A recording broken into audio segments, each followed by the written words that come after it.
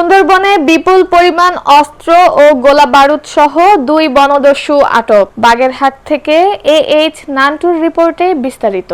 বিপুল পরিমাণ অস্ত্র ও গোলাবারুদ সহ সুন্দরবনের দুর্ধর্ষ বনদস্যু করিম শরীফ বাহিনীর 2 সদস্যকে আটক করেছে কোস্টগার্ড। কোস্টগার্ড পশ্চিম জোন সদর দপ্তরের কর্মকর্তা কমান্ডার সঞ্জীব কুমার দে জানান, গোপন সংবাদের ভিত্তিতে সোমবার বিকাল 5টায় কোস্টগার্ড সদস্যরা সুন্দরবনের শিবসা নদী সংলগ্ন আদাছগি এলাকায় বনদস্যু করিম শরীফ বাহিনীর আস্তানায় অভিযান চালায়। এ সময় অভিযানকারীরা ঘটনাস্থল থেকে 2টি একনলা বন্দুক, একটি শর্ট গান, একটি খেলনা বন্দুক, অস্ত্র তৈরির সরঞ্জামাদি, 23 রাউন্ড তাজা কার্তুজ, 204 রাউন্ড ফাঁকা কার্তুজ, 9টি দেশীয় অস্ত্র, 4টি কুড়াল, 7টি করাত, 10টি রড, 5টি হাতুড়ি, 1টি সোলার, 28টি মোবাইল, 11টি ওয়াকি-টকি চার্জার ও 2টি কাঠের নৌকা সহ হাতে নাতে আটক করা হয় সুন্দরবনের দুর্ধর্ষ বনদস্যু করিম শরীফ বাহিনীর অন্যতম 2 সদস্য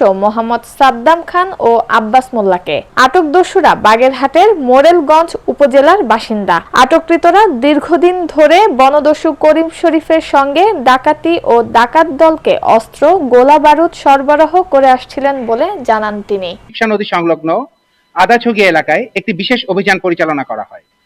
অভিযান পরিচালনা করে উক্ত এলাকা হতে 2টি একনলা বন্দুক, একটি শর্ট গান, একটি খেলনা বন্দুক, অস্ত্র তৈরির সরঞ্জামাদি, 23 রাউন্ড তাজা কার্তুজ, 204 রাউন্ড ফাঁকা কার্তুজ, 9টি দেশীয় অস্ত্র, 4টি কুড়াল, 7টি করাত, 10টি রড, 5টি হাতুড়ি, 1টি সোলার, 28টি মোবাইল সহ 11টি ওয়াকি-টকি চার্জার এবং 2টি কাঠের নৌকা সহ সুন্দরবনের কুখ্যাত ডাকাত করিম শরীফ বাহিনীর অন্যতম 2 সহযোগী মোহাম্মদ সাদ্দাম খান এবং মোহাম্মদ আব্বাস মোল্লাকে আটক করা হয়।